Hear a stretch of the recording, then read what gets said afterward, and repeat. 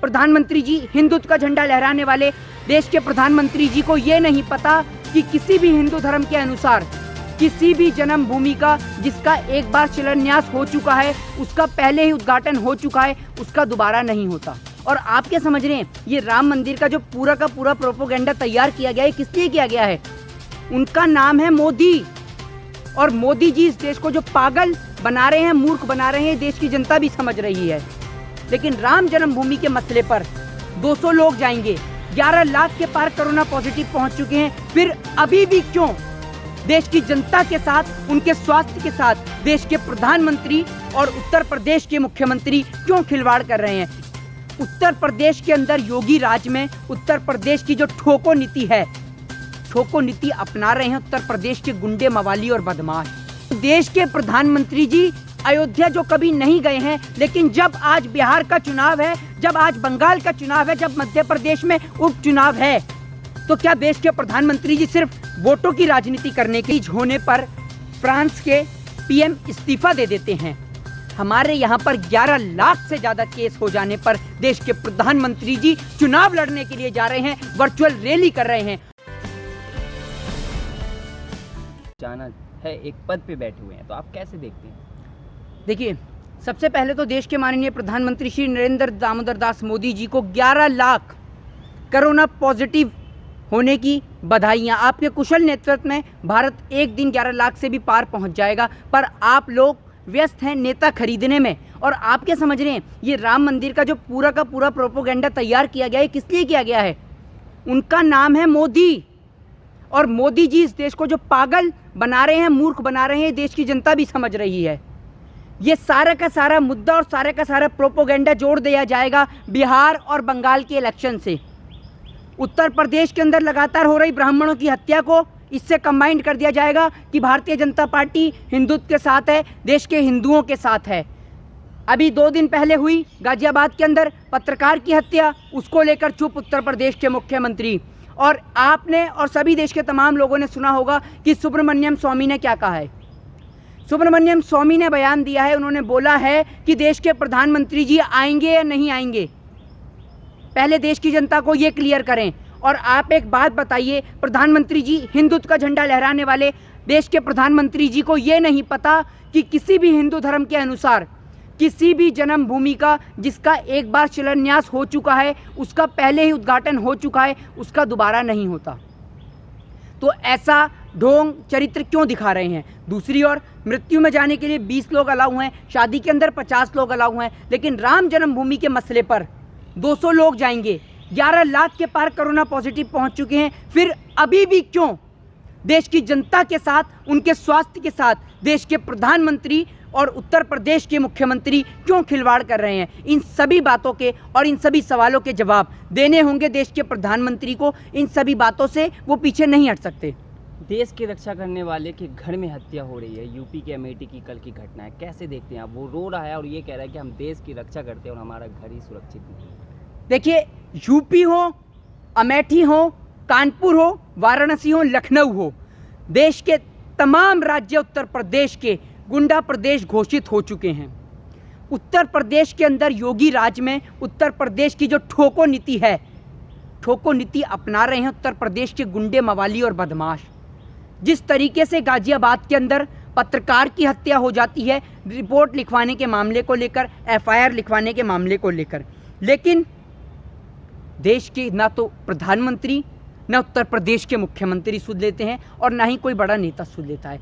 आखिर क्यों उत्तर प्रदेश के अंदर इतनी लगातार हत्याएं बढ़ रही हैं? और उन सबको माइंड डाइवर्ट करने के लिए देश के अंदर बेरोजगारी अपनी चरम सीमा पर है। देश के अंदर हर दिन, हर प्रतिदिन, हर एक व्यक्ति, 10 व्यक्ति अपने रोजगार को खो रहे हैं। इसका कारण क्या है और इसका जवाब क्यों नहीं देते देश के प्रधानमंत्री?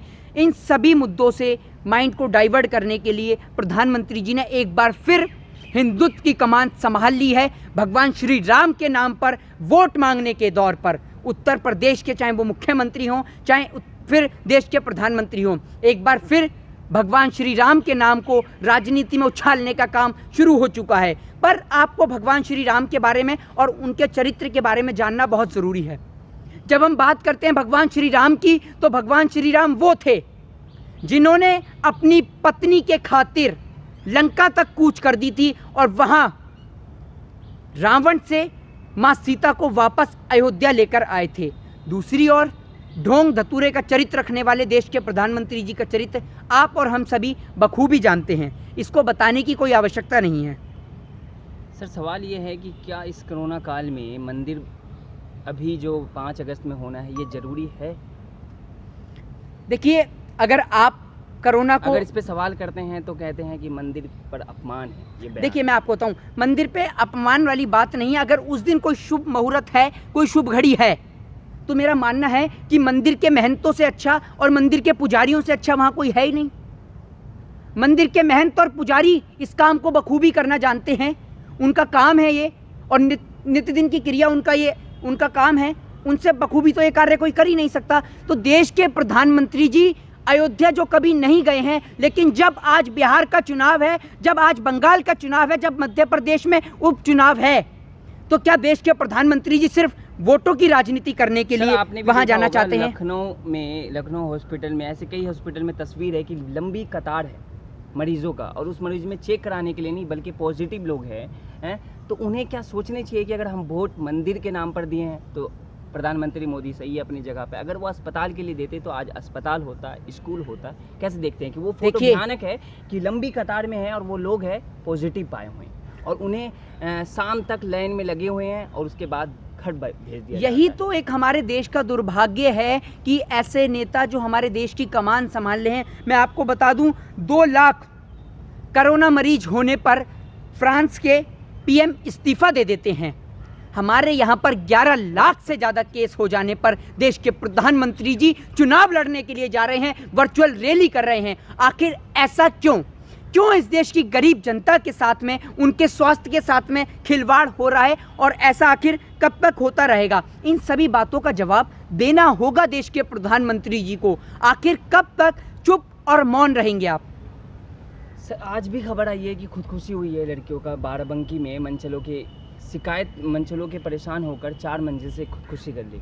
क्या लगता है आपको, अब सुबह को उठेंगे और अखबार अगर मीडिया देख लेते हैं तो आपको खुदकुशी की खबर मिलती है, खासकर यूपी ऐसे है?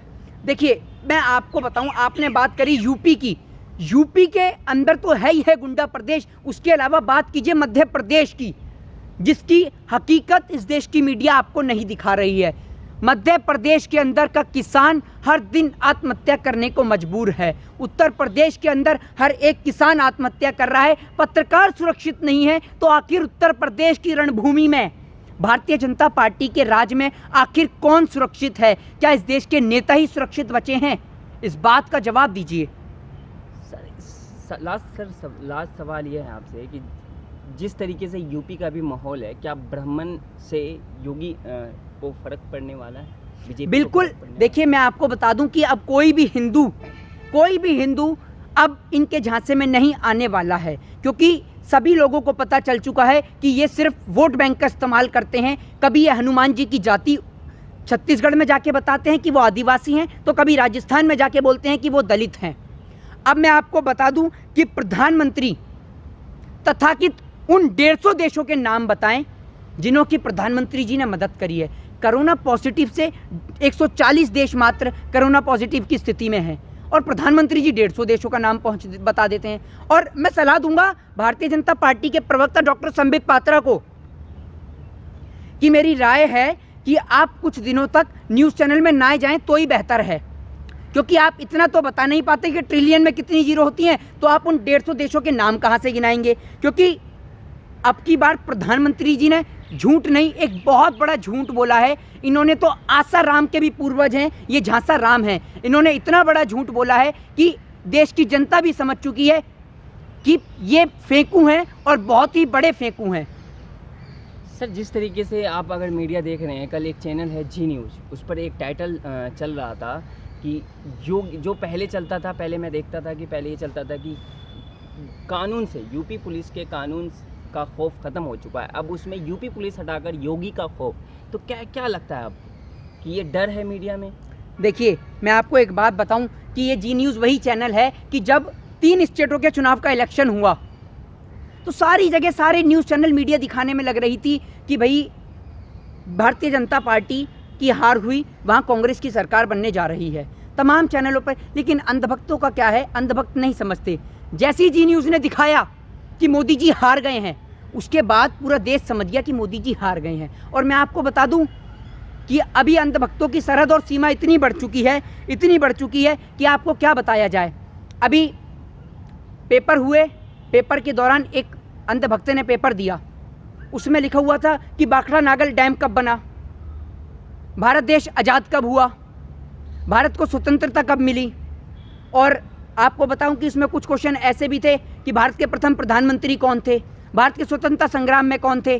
तो उन सभी सवालों के अंदर उस अंधभक्त ने लिख दिया 2014 के बाद, 2014 के बाद, 2014 के बाद। अब वो व्यक्ति फेल हो जाता है, तो जब उसके पेपर शीट उसके पिताजी चेक करने के लिए जाते हैं तो वो कहते हैं कि तुझे ये नहीं पता कि देश कब आज़ाद हुआ, देश हमारा 15 अगस्त 1947 को आज़ाद हुआ। तो वो कह रहा है कि पिताजी इसमें मेरी क्या गलती है, आप ही तो कहते हो कि जो कुछ भी हुआ है 70 साल के बाद हुआ है, 70 साल से पहले कुछ हुआ ही नहीं, तो मैंने इसमें लिख दिया, तो इसमें मेरी क्या गलती है। और वाकई उस बच्चे की कोई गलती नहीं है। देश के अंदर अंधभक्ति अपनी चरम सीमा पे पहुंच चुकी है। बेरोजगारी का अगर आप आंकड़ा उठाएं तो दिन प्रतिदिन हर एक व्यक्ति 10 में से 8 व्यक्ति बेरोजगार हो रहे हैं, और इसको लेकर देश की गवर्नमेंट चुप बैठी है। और इन सभी मुद्दों से माइंड को डाइवर्ट करने के लिए देश की मीडिया ने, देश की दलाल मीडिया ने और देश के प्रधानमंत्री जी ने एक बार फिर भगवान श्री राम का सहारा लिया है। और भगवान श्री राम का सहारा लेते हुए ये लोग सोच रहे हैं, प्रयास कर रहे हैं कि ये लोग बंगाल का, बिहार का चुनाव जीत जाएंगे, लेकिन ये इनकी गलत सोच है।